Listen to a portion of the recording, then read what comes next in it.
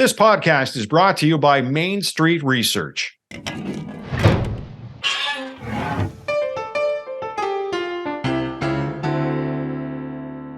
It's cloak and dagger stuff, the latest dispute between Canada and China. The CSIS report suggests China was complicit in trying to influence the outcome of the last two federal elections using money and intimidation. Now, that report points out, despite the attempt, the outcome of those elections would have been the same. But the head scratcher here is why the federal government's not holding a public inquiry into what happened. Our unpublished vote question asks, do you feel there should be a full public inquiry into the allegations of election interference? Yes, no, or unsure. You can log on and vote right now at Unpublished.vote and have your voice heard. And joining us to discuss the issue about the interference and a public inquiry, political commentator Warren Kinsella. And Warren, first off, any surprise about these allegations about election interference? Yes and no. No, in the sense that CSIS has been warning successive prime ministers and, governments of all political stripes for many years now about this problem, and a growing problem. But I guess the surprise is that the Trudeau guys are not doing anything about it, because, the interference now in the 2019 and 2021 election campaigns, it's not an allegation. This is something that we're seeing in CSIS and intelligence reports that have made their way into the public via some good reporting at the Globe and Mail and Global News. They've gotten their hands on these documents. It looks real. Nobody's disputed it. So I think, I am surprised that the government's not taking it seriously, because the story's not going away. What's to tell you that these leaks are coming from CSIS? Well, that's what's you're quite right to point that out. That's what Global and the Globe and Mail are saying. The Globe and Mail actually gave over their front page to a CSIS agent, as they described that person. They didn't identify that person, and that individual, a CSIS agent, explained why he, among others, have been leaking out documents. Now, does this point to a problem we've got in our intelligence establishment, that they feel that they need to do something like this? For sure. And is that something that we need to discourage? For sure. But I think the reason why these agents are doing this, and it could be actually, people with intelligence agencies in other jurisdictions, some of our allies who are alarmed about the degree to which China has infiltrated our politics. We need to take it seriously, and a public inquiry, which is favored by, I think 72% of conservatives, but also 71% of liberals, is the way to go. We need to find out what happened here. That's what the Americans did in 2016 with the Robert Mueller report. They investigated it for 2 years. We need to do likewise. And that's something about this whole thing. I would say that, at least it looks to me, that Prime Minister Trudeau would pick up some political points by actually going that way, because there's so many Canadians who are concerned about this and they want answers. And this would give, a full transparent view of what's going on. And I don't think he has. I think you're absolutely right. And I don't think he has any downside, because the fact of the matter is this does concern national security. And I think reasonable, fair-minded people accept that not all of it can be discussed publicly anyway. For example, them fighting and filibustering for weeks to prevent the Prime Minister's Chief of Staff, Katie Telford, from testifying before committee. It made no sense to me. Number one, she's done it before and she emerged unscathed. But secondly, there's things that she can legitimately say, the questions she can answer by just saying, look, I'm not permitted by law to answer that question because it could compromise national security. And everybody, including the Conservatives, would accept that as true. So it just makes no sense what they're doing here. And I think, that's why we're seeing these leaks. These CSIS agents, whether they're rogue or not, are saying, to hell with this. If we can't motivate the government with intelligence reports, we'll give the intelligence reports to the media and maybe they can motivate the government. Let's take a look at the world stage here. And how is this being viewed? Because you can read about this in newspapers, television, radio around the world, that China and Canada potential election interference. Yeah. And, other jurisdictions do take it more seriously. So much of American politics is a circus, as we both know.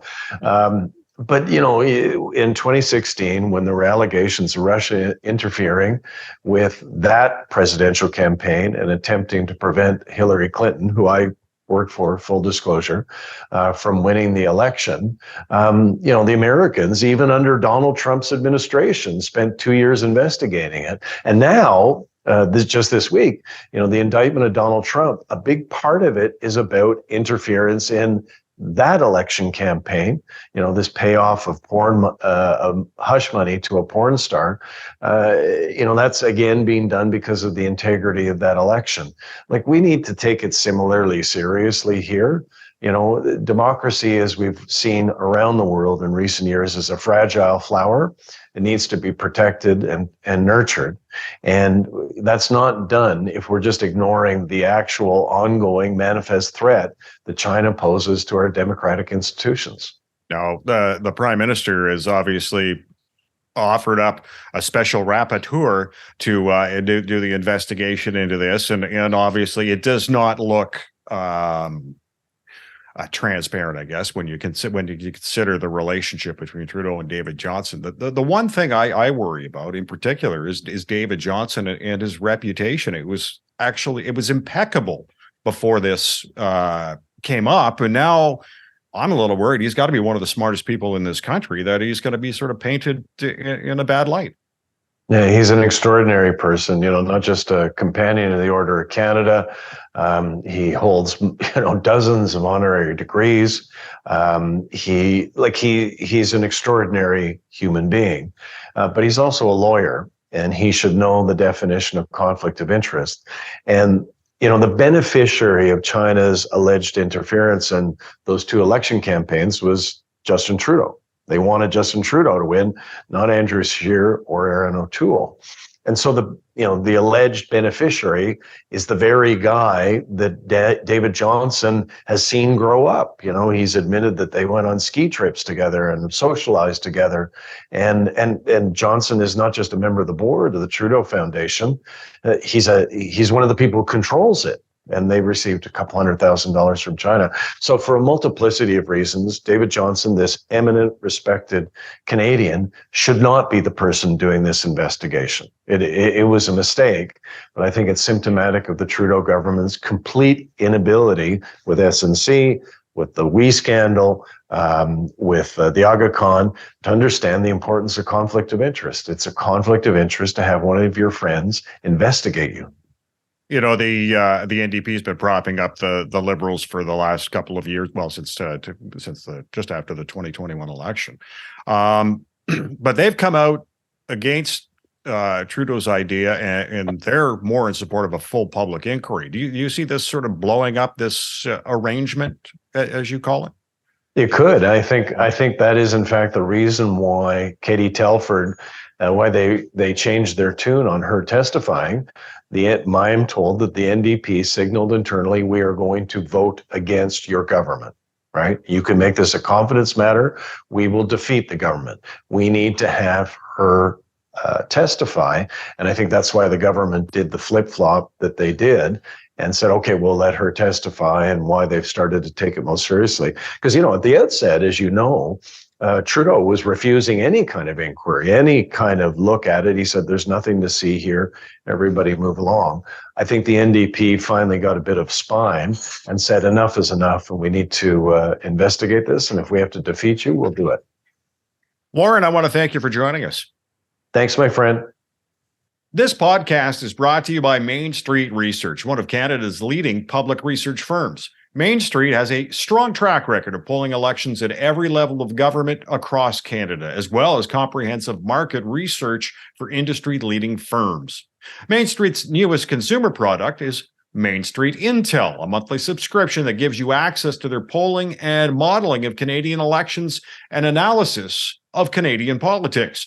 You'll receive national and provincial polling every month, along with highlights on notable upcoming by-elections from across the country. For $5 a month, Main Street Intel provides you access to nationwide data so you can keep up to date with our changing political landscape.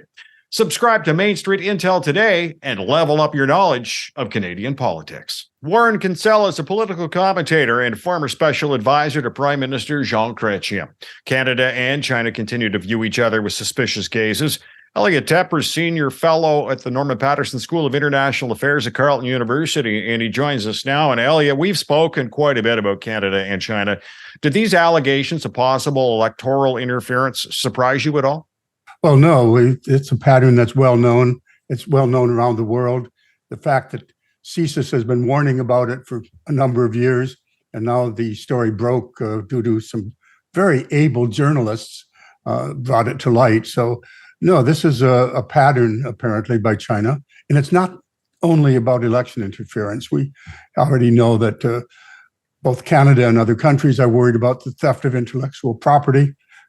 We had a flagrant case in terms of Nortel. So, no, this is an ongoing pattern by the Communist Party of China. Has China been involved in other attempts to influence elections in other countries? Apparently so. Australia, US, there's concern at least in 8 different countries right now that we know of being raised in regard to this particular kind of activity. The reports from CSIS and elsewhere say basically that China will use all of the elements of state power to achieve the influence it wishes to achieve. I'd like to draw out maybe 2 distinctions that would be useful in this regard. Sure. The first is the difference between, as we are being told by the CSIS people and by others who are contesting CSIS, there's a big difference between intelligence and evidence. Evidence is one thing. That's something justiciable, something the RCMP can act on. And intelligence is a report that something's going on that you might want to look at. But a second very important distinction, Ed, is the difference between soft power and what we're seeing now, influence operations. And the key difference is every state, including us, goes around the world using our embassies to try to influence public opinion and select parts of other countries, whatever targets they wish, to have a favorable view of us, in this case, moose, mounties, and maple syrup. But you cross the line when the activity becomes not soft power, but an influence operations when it is corrupt, covert, or coercive. And those charges, all 3 of those, that's what's now being laid in regard to China influence our elections, but beyond our elections, also intellectual property theft. You know, the report, the CSIS report that came out with the Globe and the Globe and Mail regarding all this electoral interference, it seemed like it was a surprise, and in some cases, some of the comments from CSIS were that, you know, the private PMO wasn't paying any attention to something like this. But I think back to the G20 just recently, and Xi and Trudeau had quite a bit of a disagreement about electoral interference, and yes, that was an international story as well. Yes. The government has been raising this quite directly for some time. I'll leave it to the domestic politics to talk about whether it was timely or enough, but I think you and I talked at the time that Xi Jinping dressed down our prime minister for saying things he shouldn't and tried to educate him and tutor him as a great power would to a small power like us. So the Chinese are, under Xi Jinping, vastly expanding the scope of their influence operations. And we know that because the reports coming out from other countries, such as Australia, there's something called the United Front Works Department. This existed at the time of the Chinese Revolution, when allies were being sought for the Chinese Party, Communist Party, as to bring over allies against the Kuomintang, in the Civil War. It went dormant. Xi Jinping apparently has vastly expanded the United Front Works, and he's calling it a magical weapon, because apparently it's now 5 times as large as their diplomatic corps in terms of resources, and the entire purpose is to go around the world and influence, not soft power, but influence operations to gain what China wants in the world, which is power and influence. And that's what they would hope to get by interfering in a Canadian federal election? Yes. Why Canada at all? You could say, well, we're a country. We're a G7 country. Yeah. We're part of Five Eyes. So we are, although we are very modest about being a middle power, we are in fact in the innermost circles of the high table of global politics. China, therefore, is interested in us as they are interested in others. And by the way, we also are right next to the United States, and China has a giant diplomatic service in Canada, well beyond what would expect for a middle power. So China has taken an interest here. The whole question now is, to what degree is this undue influence that is covert or corrupt or coercive? We see that what's needed now, and this has been brought in, of course, into the political arena. No, we have to have a public inquiry. And I'm concerned, Ed, that the whole conversation is narrowed. It's narrowing down to, well, if you don't have a public inquiry, nothing's going to happen. If you have a public inquiry, we'll know everything. I'm not worried about the process. Give it to a grad seminar at Carleton with some extra powers. But the process should be two things. One, are we applying the rules and regulations and laws that we currently have? And two, what do we need to do now to up our game? And I was interested to notice in the most recent budget that $49 million is now being given to the RCMP because the diaspora communities, plural, particularly China, but also Iran, North Korea, these are all people in Canada who are being targeted in an incorrect fashion, in a wrong fashion. So $49 million has been given for that. Plus, there's a brand new agency now being created to track foreign influence, whether we'll have also a foreign agents registry. That's up in the air. You have to get that right. There was just a paper, a news story today about Australia, and they're struggling with it. Canadian pension plans get caught up, but Chinese influence operations don't. So we have to get that right. But the main purpose is we now know much more about the nature of the Communist Party regime under Xi Jinping, not China, and not Chinese in Canada, but the influence operations and the way they will behave. And we have to up our game significantly. Elliot, I want to thank you for joining us. Oh, it's always a pleasure, Ed. This podcast is brought to you by Main Street Research, one of Canada's leading public research firms. Main Street has a strong track record of polling elections at every level of government across Canada, as well as comprehensive market research for industry-leading firms. Main Street's newest consumer product is Main Street Intel, a monthly subscription that gives you access to their polling and modeling of Canadian elections and analysis of Canadian politics. You'll receive national and provincial polling every month, along with highlights on notable upcoming by-elections from across the country. For $5 a month, Main Street Intel provides you access to nationwide data so you can keep up to date with our changing political landscape.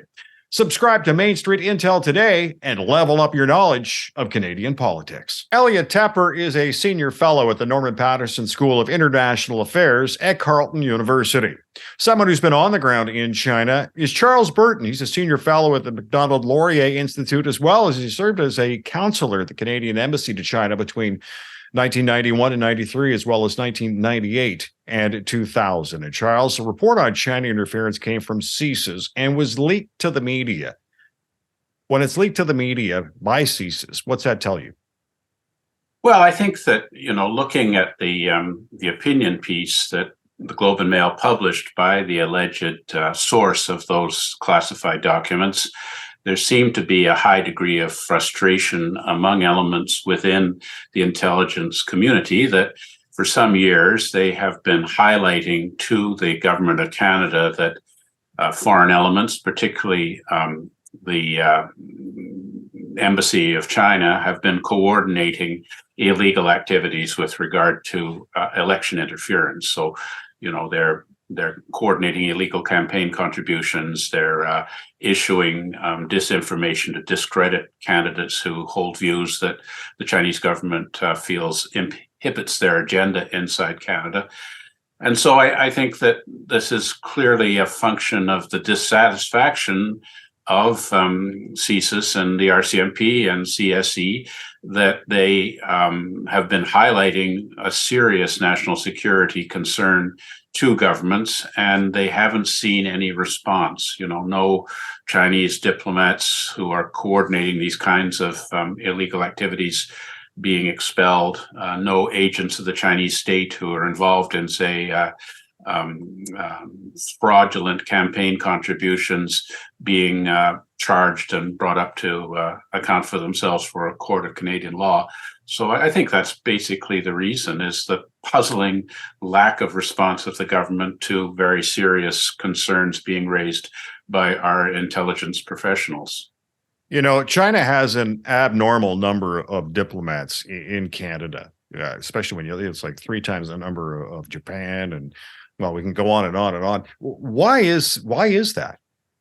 Well, I think that, the Chinese embassy is headed by the ambassador, but the ambassador is also the head of the embassy's Chinese Communist Party branch.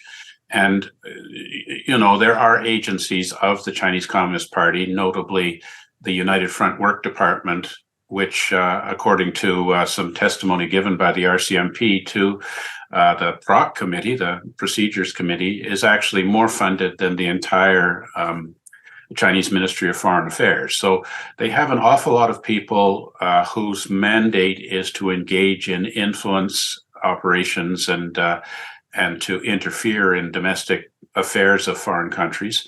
And a lot of those people are presumably operating out of the embassy, in addition to their affiliated Ministry of State Security agents who are in the who enjoy diplomatic protection by having diplomatic passports. So the fact that China has 146 diplomats, as opposed to, I think, 46 for, maybe 53 for Japan, 46 for India, and 23 for Britain, suggests that an awful lot of those diplomats are engaging in activities which are not compatible with their diplomatic status. And why Canada has allowed the Chinese government to have such a high cohort here, I'm sure we don't have 146 Canadian diplomats in China, is a bit of a puzzle. And these are not people who are dealing with immigration matters. The Chinese government has devolved that to a private company. So those visa stampers are not diplomats. So, I do think that we have to look into this, that I'm sure that CSIS is aware of which Chinese diplomats are involved in these malign activities. And, a list should be prepared for the government, and our government should expel those people.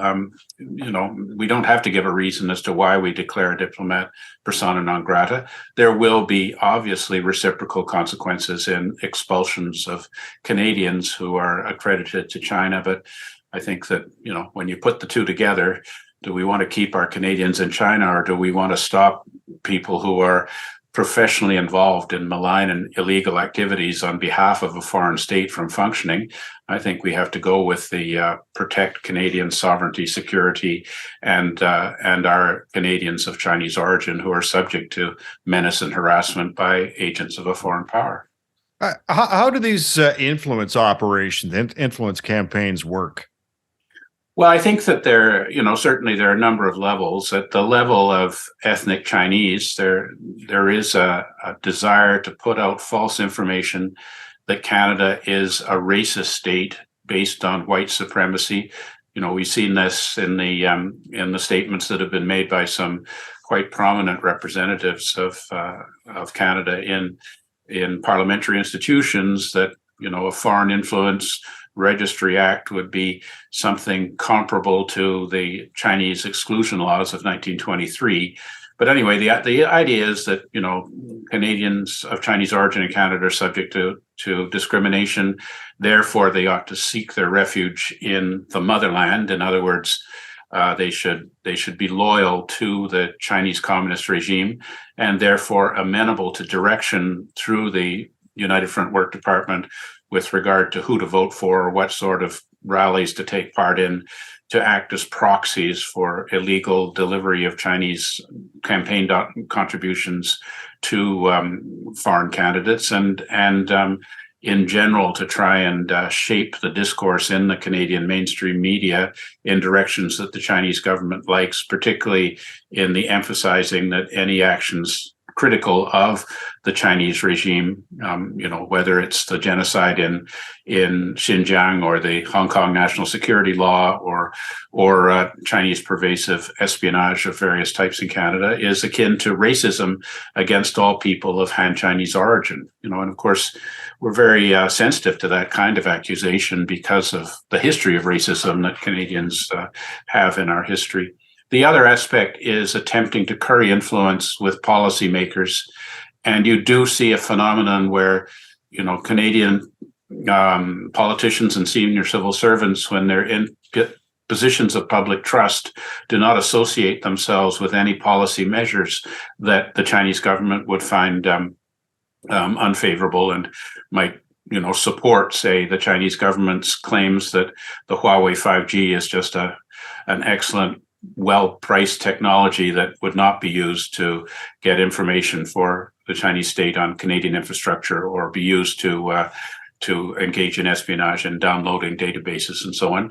And I think that these people are often rewarded in retirement with what my colleague in Britain, Charlie Parton, describes as life-changing amounts of money. So we do see some former Canadian politicians who do go on boards and become associated with law firms that are connected to the Chinese communist business networks. I mean, we know, for example, that we found out in the course of his conservative leadership campaign that Jean Chretien, who had previously been quite supportive of Huawei's intent in Canada, was the recipient of a very generous retainer from Huawei for quite a long period. So, I do think that a lot of Canadian politicians are thinking about their post-political careers. A lot of them leave politicians in their 50s. They want to make serious money, and offending China in any way can block off a lot of these sorts of opportunities. So I think that that's why we haven't seen our governments acting as vigorously in response to the very serious concerns raised by CSIS and other agencies in the past. But if we have a Foreign Influence Registry Act that requires people, post-government employment to be transparent about the receipt of benefits from a foreign state, I think that could do a lot to dampen the tendency of policymakers in the civil service and government while in office from ignoring concerns about China that impinge on Canadian security and sovereignty that our government really should be addressing much, much more vigorously than we have up to now. Canadians are paying attention to this issue, and some poll, I think it was the Angus Reid Institute did a poll, found 9 in 10 Canadians feel Canada is either afraid or unable to stand up to China. What would it look like if Canada did take a stand? Well, I think that China certainly, it's an integrated party, state, business, military, security regime, and they act in a coordinated way. And so, one would expect economic coercion to try and cause political pain for politicians that undertake measures that China would not like. I mean, for example, China would obviously very much oppose a Foreign Influence Registry Act because that would disincentive the people that they are attempting to co-opt through giving benefits or promise of benefits from cooperating with them. But we saw at the time of the of our holding of the Huawei CFO Meng Wanzhou, while we considered a U.S. extradition request to send her to the United States to face charges, that China engaged in various forms of economic coercion. For example, falsely claiming that Canadian canola seed exports were unacceptable for import into China and violating the contracts on the false basis that our canola seed shipments contained contaminants in the dockage, the non-seed portion, and they were able to get Chinese inspection agencies to go with this fiction. And as a result, our farmers, had disruption to a $30 million a year export commodity. And they did a similar thing with Quebec meat. no other country that receives our canola seeds was having any problems with the quality of our product. So it was clearly a measure to try and coerce the government to